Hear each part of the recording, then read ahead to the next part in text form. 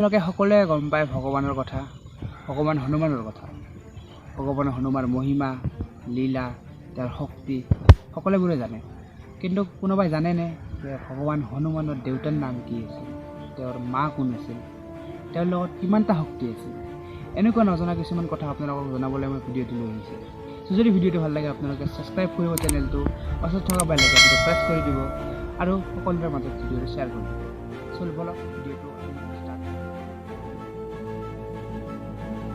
ভগৱান হনুমানৰ দেউতাৰ নাম আছিল বায়ু, তেওঁ আছিল বতাহৰ দেৱতা। আৰু তেওঁৰ মাৰ নাম আছিল অঞ্জনা, তেওঁ আছিল এজনী আকাশীয় অপ্সৰা।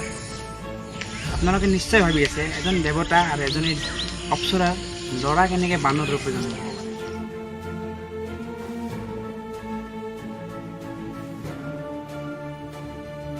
অঞ্জনা মানে হনুমানজীৰ মায়ে এবাৰ ঋষিমণি এটা খং উঠিছিল আৰু ঋষিমণিতে খঙত তেওঁক অভিশাপ দিছিল যে তোমাৰ প্ৰথম সন্তান যোনটোৱে হ'ব সেইটোৱে বানৰ ৰূপত জন্ম হ'ব। আৰু তেনেকৈ হনুমানজীৰ চাপৰ কাৰণে আজি তেওঁ বানৰ ৰূপে জন্ম হ'ল। তেওঁক ক্ষমা খুজিছিল আৰু সেই ঋষিমণিজনৰ খং কমাৰ পিছত তেওঁ কৈছিল যে তোমাৰ প্ৰথম সন্তান যোনটো ল'ৰা হিচাপে জন্ম দিবা তেওঁ নিজে ৰূপত আহি যাব আৰু তেওঁ সকলোতকৈ শক্তিশালী সন্তান। কিন্তু তেওঁৰ লগত ডাঙৰ হোৱাৰ পিছত সকলোৰে শক্তি আছিল, কিন্তু কি শক্তি আছিল সেইটো কোনো নাজানে, কেইটা শক্তি আছিল সেইটো কোনো নাজানে। সেইটো জনাব ভগৱান হনুমানৰ লগত তেওঁৰ 8টা শক্তি আছিল।